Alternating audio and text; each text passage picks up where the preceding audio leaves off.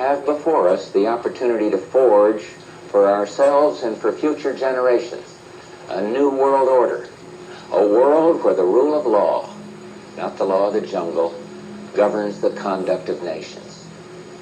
When we are successful, and we will be, we have a real chance at this new world order, an order in which a credible United Nations can use its peacekeeping role to fulfill the promise and vision of the UN's founders.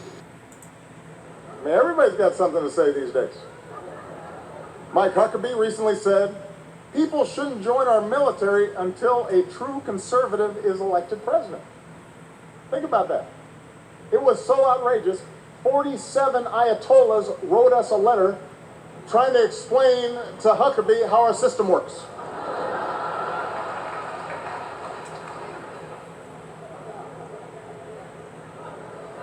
It gets worse.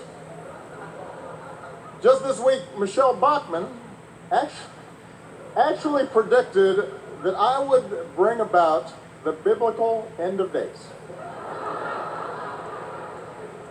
Now that's a legacy. Judaism is a guy who's going to come back and is going to establish peace in Israel and is going to assure that you know there's sort of a happier world with a bunch of political aspects to it, as explained by Maimonides. But he's going to die too, right? He's not going to come back and then everybody lives forever and any of that kind of stuff. Corporeal agent, he's just like us. Right. Like, in the Jewish view, any person could be the Messiah. Any Jew can be the Messiah in the Jewish view. Right? So I could be it. Who knows? But I'm not. But I like to listen to this Rabbi Kessin. I like the way he interprets Torah, because it's very like the way I interpret Torah too, the way I understand it. But he's saying that he's trying to warn people, and I told him I would help because I believe it too. Try to warn people that time is coming quickly, quicker than we know or understand and perceive. A time is coming when we will no longer be able to choose right from wrong. We won't be able to do that anymore, because what happens is when Mashiach is made known, when Mashiach makes its presence known, the whole world is going to change, and what's going to happen is none of the old laws are going to apply, and there will be no more free will. So it's wise that you get into repenting and understand what you've done with your free will and try to correct what you haven't corrected with your free will.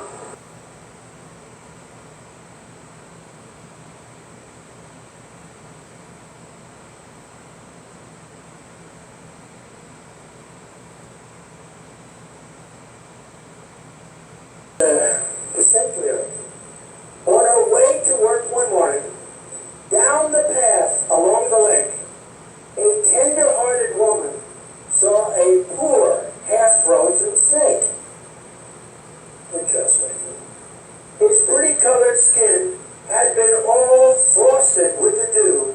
Oh well, she cried, I'll take you in, and I'll take care of you. Take me in, O tender woman. Take me in, for heaven's sake. Take me in, O tender woman. Sighed the vicious snake. She wrapped him up cozy in a curvature silk, and then laid him by the fireside with some honey and some milk. Now she hurried home from work, and that night, as soon as she arrived, she found that pretty snake she'd taken and revived. Take me in, O tender woman. Take me in, for heaven's sake. Take me in, O tender woman. Sighed the vicious snake. Now she clutched him to her bosom. You're so beautiful, she cried. But if I hadn't brought you in, by now you might have died. She stroked his pretty skin, and then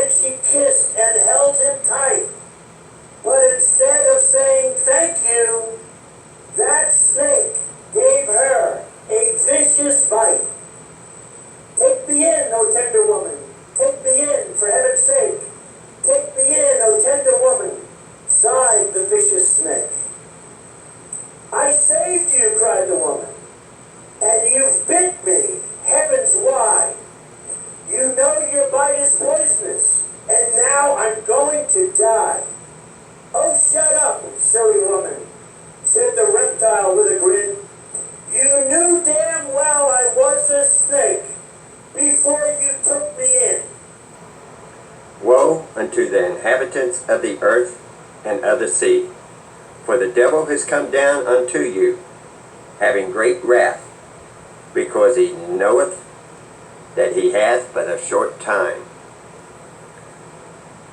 For such are false apostles, deceitful workers, transforming themselves into the apostles of Christ.